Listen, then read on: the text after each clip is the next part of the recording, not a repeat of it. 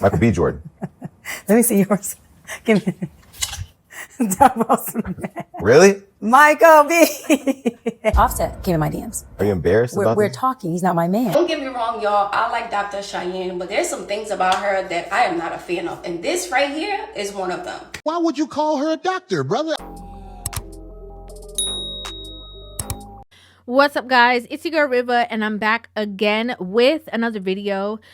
So recently, Dr. Cheyenne Bryant ended up doing an interview with Jason Lee. You're single. Well, I'm single. Michael Jordan. Michael B. Jordan. Let me see yours. Give me double smash. Really? Michael B. Look, Why double smash? you can slide my DMs if you want to. And there was so much stuff that happened in that interview that I definitely wanted to talk about. But if you are unaware of who she is actually known for going viral with her Cam Newton interview, in which she, basically, checked him for, chronically creating broken homes with different women. You're not taking your time. I am, though. You're being very action-based. You're not taking your time. You're being very action-based. I'm taking my time. You're being very action-based. You have 8 kids with 3 different women. Yes. You are creating, procreating, and multiplying. That is not taking your time. You're being very selectively active. Now, of course, I said this before and I'll say it again. Her sentiments on, the idea of a man being in a relationship with a woman and then procreating, creating all these kids, going to another woman and doing the same thing. I agreed with her sentiments about what she was saying about that and in that regard, and how it genuinely does, affect the children in the long run. Every child cannot have Papa in the house with them. So some child, if not all will end up with some kind of deficit without daddy being there.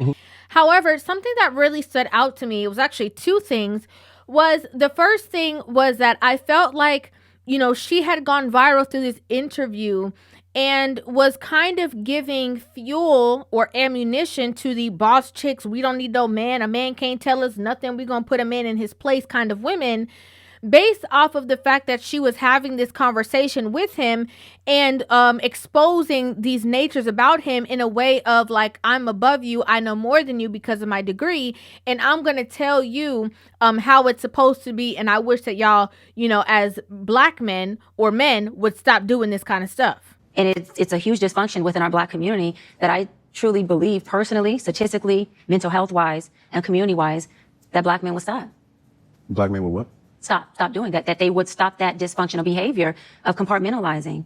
When I saw these things, it just made me feel as though that women have been so desperate to, have somebody who is replacing the likes of a Kevin Samuels, that once they feel like somebody is in a space and checking men, again, just like because of the fact that Kevin Samuels was actually checking women. If you give yourself a 5, that's average.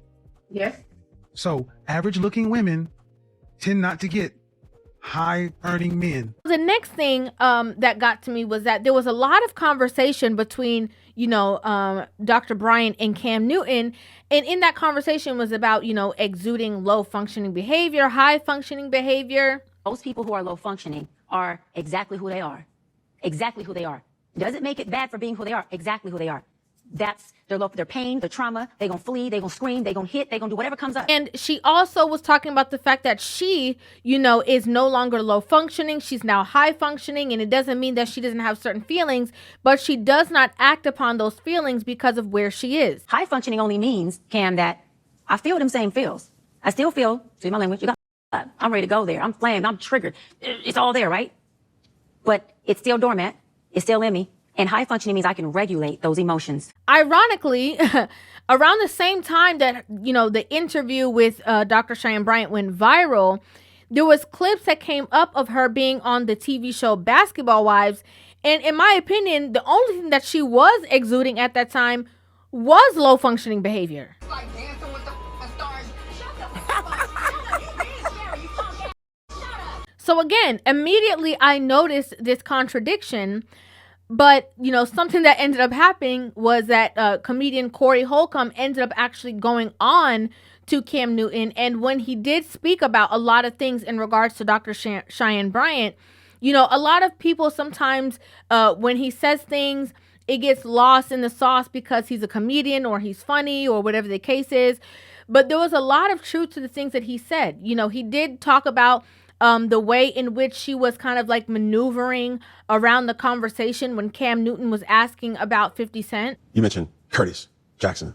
And I'm like, is he a high value man or a high functioning man? I'm not going to talk about where 50 is and what he's doing. I'm going to. 50 is an amazing businessman. functioning man. He's extremely high functioning, And especially when it comes to business. Corey Holcomb said, you know, the only reason why he felt that she acted a certain way was because there was, you know, quote unquote, opportunity possibly still there.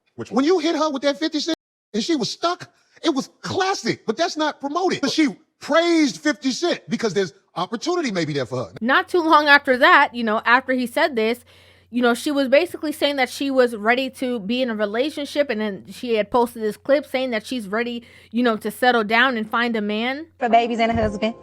Well, they not. Clearly. They are the babies. They are the babies. And they got the helmets on. Right. When they have a baby, I need the helmet off. I'm cracking up. And then somebody had actually commented under that post and put at 50 Cent, she's ready or something like that. And, you know, then she was like, call him out. Now, this, again, is a major contradiction to what she was stating on the platform. You know, Cam Newton was saying to her that, you know, would she be with anybody that has children? She was very adamant, like that's her non-negotiable. She would never compromise that. She never wants to be, you know, in a relationship with a man who has children. Okay, so the guy that you were entertaining, you would go as low as 26. That I would entertain? Yes. Okay. And as high as what age? Whatever man that doesn't have kids. My non-negotiable is a person with kids. But yes, I get how you're saying it. And then sure enough, she's saying call him out as if she would be open to dating somebody like 50 Cent, you know. And again, we all are very much aware that he has broken homes as well as he also has baby mamas. Somehow you told my son to call me and tell me he needs 50 pairs of sneakers. Where are you and Marquise at right now? How's your relationship with? I don't have a relationship with him.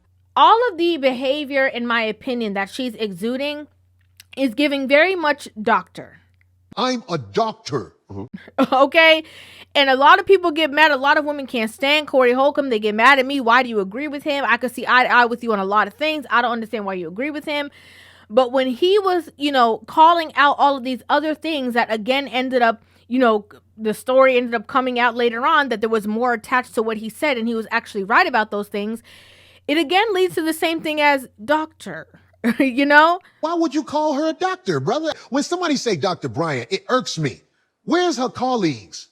Where's she a doctor at? Because I've done the research. And it was what? I don't see doctor nowhere. Now, this is just my personal opinion. This is just my own thought process. But, you know, from what I get from her, it's very much motivational speaker and, you know, personality. Right? Like Instagram personality, I'll come speak at your event and stuff like that. Not as much doctor. And the reason why I say that is because while she was on the platform on her most recent interview with Jason Lee, you know, she ended up mentioning the fact that rapper Offset, who we all know was married to rapper Cardi B, and the two of them are now separated, probably going through divorce filings and all that. You know, she decided to bring up in the conversation with Jason Lee that, you know, rapper Offset actually ended up, you know, sliding into her DMs. Offset came in my DMs. See, well, you see how I put that out there? I knew I was going to get you. But he slid in my DMs and asked for a session. To ask for a therapy session. Okay, and that's why I want to give him his props. Give it up for Offset looking for help. Yes. Now, my first, you know, opinion on this situation, my thought process, again, this is just my opinion, is just, why is that news? You know, why would that be something that would need to be brought up in any sort of a conversation if this man is in a space that he was trying to, you know, speak to you or navigate the situations in his family unit, and he figured, you know, you're out there, you're speaking, you know, you seem like you have certain knowledge on certain things, and so I want to come to you for assistance. Why would that then be something that you bring to an interview and use that to talk about? So you guys, let me know if I'm overreacting, right? When I saw this interview where Dr. Cheyenne revealed that Offset reached out to her for help, I was like, I felt a certain way because I'm like, you're supposed to be a therapist, and a therapist is supposed to be a confidant for somebody, right? They're supposed to trust you and be confident in you that you're not going to air out their business. You're not going to tell their business. That's what therapists are for, to create a safe space so they can open up to you. Why are you airing this out on such a platform, now how is he supposed to feel confident to come to you for help when you're here telling his business? Like, isn't that what therapists are for? Like, supposed to help the man? Don't get me wrong, y'all. I like Dr. Cheyenne, but there's some things about her that I am not a fan of. And this right here is one of them. Again, in my personal opinion, it's alluding to the fact that, you know, you are not going to have a certain level of secrecy or privacy when people come to you for assistance, because all you want to do is use certain names that will maybe light the fire, the fire out there, and so people can understand the caliber of people who are coming to you for assistance, instead of trying to, you know, cover and protect them in that space when they are most vulnerable, when they need help. But he slid in my DMs and asked for a session. You know, I'm just going to use this for an example. I know, let's just say, for instance, there was an OBGYN, right? I'm just going to use that random, example. And, she was on social media and she was offering advice to women and stuff like that. And then she started to, go viral and got on different panels and platforms and was offering advice to people on how they can, achieve it based off of her degree and her knowledge or whatever. And then a woman reaches out to her and asks her a certain question, maybe a woman who is famous, and she decides to bring that person up and talk about the fact that that person came to her for assistance. Like, in my opinion, that is just saying, y'all can't trust me. Okay? If your name is big enough, I'm going to mention it. If your name rings enough bells, this is something that I'm going to have to bring up or bring forth in conversation, because it's just too good to keep to myself. Like, I would think that would be something that you would want not to, speak about. That would be something that you would not want to put on the forefront for everybody to be aware of what's going on. I don't see the need for that space or to mention that person's name in conversation. I don't see it. And again, I just think that it adds to the fact that, you are a personality, that you are more of a personality. You're coming forth as a personality again, instead of doctor. I'm a doctor. Mm-hmm. The next thing that I definitely wanted to talk about was there was a conversation that she had on the same platform about transparency. And this is a conversation that I've seen her have multiple times. She had this conversation on a different podcast, and then she had the same conversation on the Jason Lee interview, in which she talks about the fact that, she has this need for transparency in a relationship. And basically, if she's with a man, he has to give her the passwords to his phones, to all of his devices, just for her own security within the relationship. Covers me. This man spoils me. He loves me. He wants to marry me. I have passwords to his cell phones, access to his home, keys to his house. What do you mean? That's toxic. That is my love language. So he's speaking my love language is access, transparency. Access to my phone, access to my house, access to my passwords is not a love language. This is foolishness. There's honesty and there's transparency in a relationship, okay? Honesty is I ask you a question and you answer that honestly. Transparency is you're forthcoming. Me having your password, you having my password, doesn't mean we're looking for something in there. That means that you have full access, transparency to me and me to you. So as we date and we get to know each other and you're transparent with me, part of the transparency is that you and I both are either texting in front of each other, phone calls are coming through. We are now orbiting together. That's what healthy relationships do. I'm under the understanding that people believe that just because you articulate yourself in a certain manner, that it means that what you're saying has to be a fact. Right? And that it means that it has to hold some weight. And I just don't agree with that. Now, I want to, before I get into what I'm saying about the transparency, I also want to remind you guys again, yes, there are some things that she says I do agree with. Like I said, with the whole Cam Newton interview, some of the things that she said I did agree with. I completely understood her standpoint on certain things. But I'm also going to tell you guys when I don't agree with something. And I think that a lot of people have a hard time with that. Right? A lot of people have a hard time knowing that you can disagree with somebody on some points and then agree with them on certain things that they say. What do they say? Like, a broken clock is right twice a day. Like, you can agree with certain things and still disagree. I'm not negating some of the things that I agree with, like I said, with the whole broken home things, or, actively getting into relationships and that this woman is not somebody that you actually want to be connected to or want to spend the rest of your life with, purposely procreating with this person, right? Same thing I said about the Dr. Umar situation. I hold women accountable on this platform, so I was in the space of holding women accountable, but I also mentioned the fact that He said he did not see a future with those women, but still decided to procreate with them. My daughter's mothers felt they should have become my wife purely due to pregnancy. And I told them I would not make a decision, a lifelong decision about who I'm going to spend the rest of my life with purely based on pregnancy. So that, he was at fault for that. Again, her and I can agree on that standpoint. But this whole transparency thing, I believe, in my opinion, that this is only coddling women's insecurities within relationships. And that's something that I do not stand for. Okay? If you're doing something that's foolishness because of your own insecurities, maybe you don't need to be in a relationship yet. Okay? That's just my standpoint. Now, there are couples who are actively in relationships who, the people have each other's passwords and stuff like that. But I don't believe that stuff happens on demand. Right? I don't think that couple got there because of a demand placed on that man. Like, oh, you better have, you better give me your password, or I better give you my password. And if we can't do this, and we're not going to be together in a relationship. I don't believe that's how these things go. I don't think so. And I think that if you have these insecurities based off of your past, of you possibly getting cheated on, or you catching other people doing something they weren't supposed to do, or you in a toxic relationship prior, and you going through his phone or whatever the case is and finding out something, and now that's an insecurity for you, and you want this person to solidify that for you, I think that means, in my personal opinion, that you still need to do the work. I need you to be transparent about the fact that we started off in a deficit when it came to trust, and I didn't do it to you.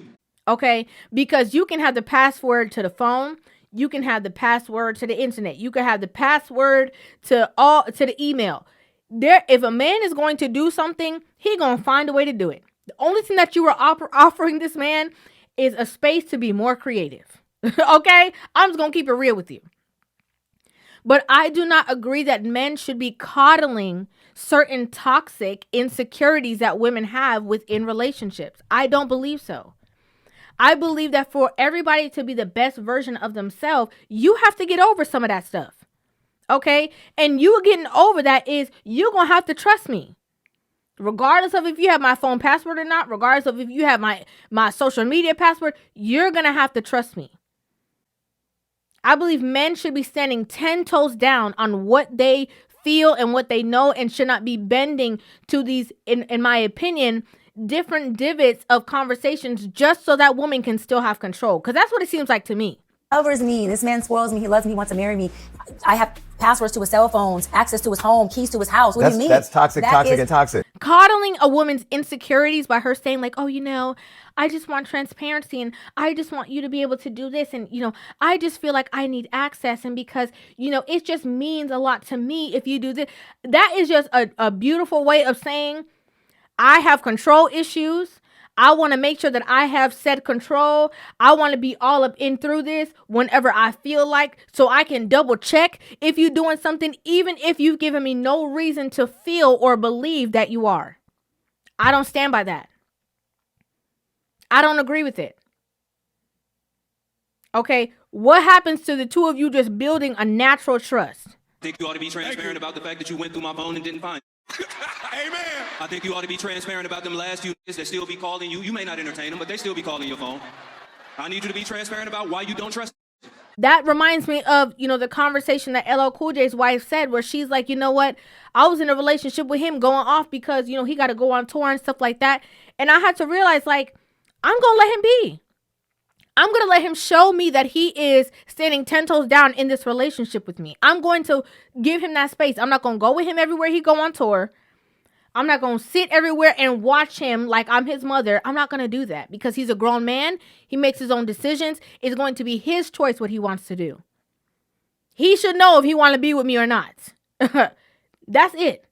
I didn't feel the need to have to be every place with Todd. I didn't feel like I needed to travel with him everywhere to keep my eye on him and all of that stuff, because I was very confident in our relationship and in our marriage. And at the end of the day, if somebody gonna fool around, they're gonna fool around, right? I believe, again, my opinion, that this whole transparency thing and all these women talk about, oh, that's good. Girl, I'm gonna use that as a form of control.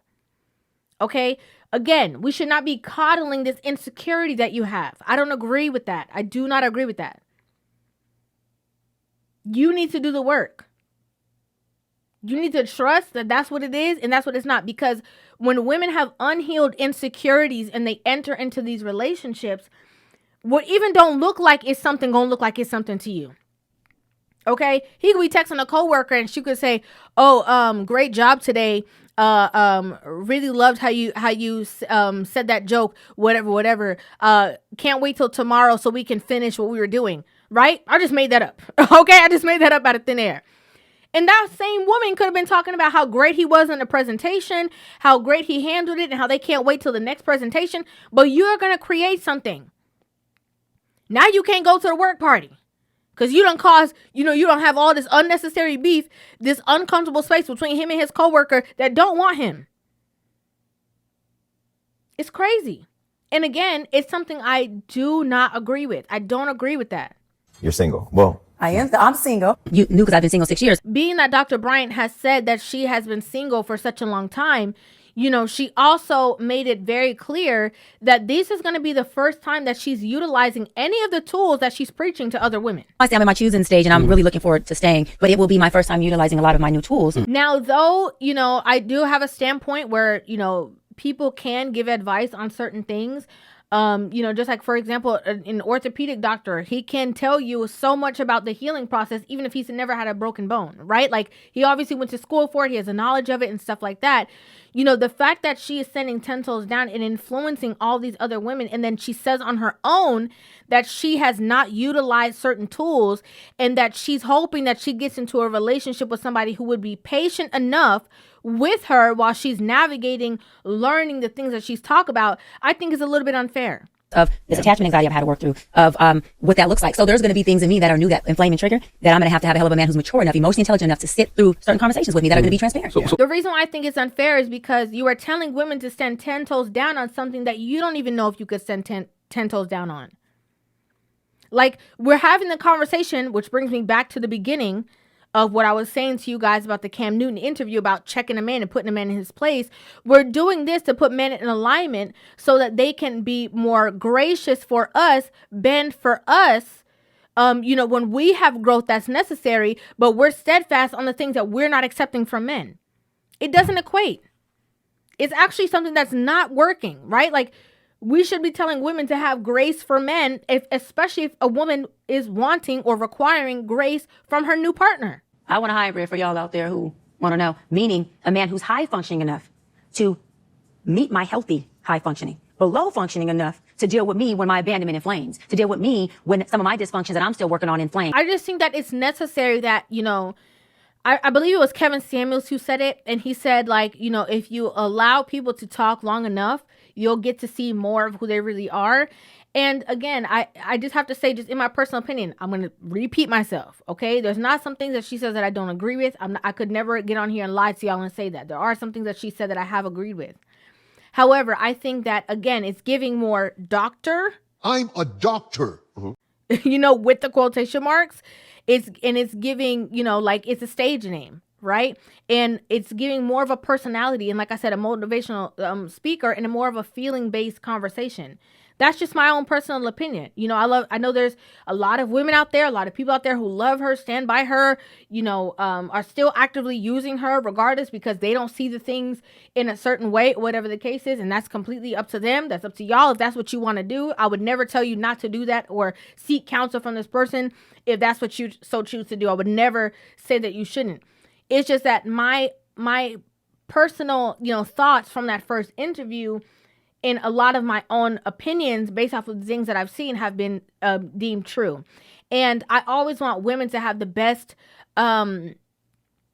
advantage when trying to get and navigate relationships, and the fact that they're getting proper advice so that they are well equipped to effectively, maintain in these relationships. I feel like sometimes a lot of the conversation is targeted against what a woman won't take and what a woman won't deal with and what a woman won't handle. Not going to coddle bad decisions. And it's less targeted on the change that a lot of these women need to make to be able to maintain relationships. Got married in 95. His cousin, Marion, gave me this book called The Power of a Praying Wife. We have a tendency of praying and being like, Lord, change him. Lord, make him this way. Lord, make him that way. But the first thing that I read in that book was that you have to change yourself. You know how they say women keep women single? These are the things I'm talking about. Y'all got so much boundary, standards, transparency needed, and all these things. And you have so much more work to do before anybody could even take you serious. Okay? You over here ex-naying this guy out based off of the fact that he's like, girl, I just met you. What you mean you need to be in my phone after a week? A lot of conversation on day 7. I said, I'm an access woman. So before you can access anything of me, my heart, my body, my mind, I'm going to need access to what I believe creates a safe space for me. And that is passwords to your phone. I don't need keys to your house. Like, what are you talking about? We're not even at that step. You're already exiling this man out before you have even done the proper work for yourself to even see if you're equipped on even being the proper helpmate for this man. This is just my opinion, y'all. Okay. And I have to say it constantly because some people just hear a part of what I'm saying and they go right into the comments before they even heard me say, this is my opinion. Okay. So I'm repeating it again. I'd like to know your opinion in the comment section down below. What are your thoughts on this entire video? Make sure you guys hit that subscribe button and give this video a thumbs up. And I will see you guys in the next one. Love you.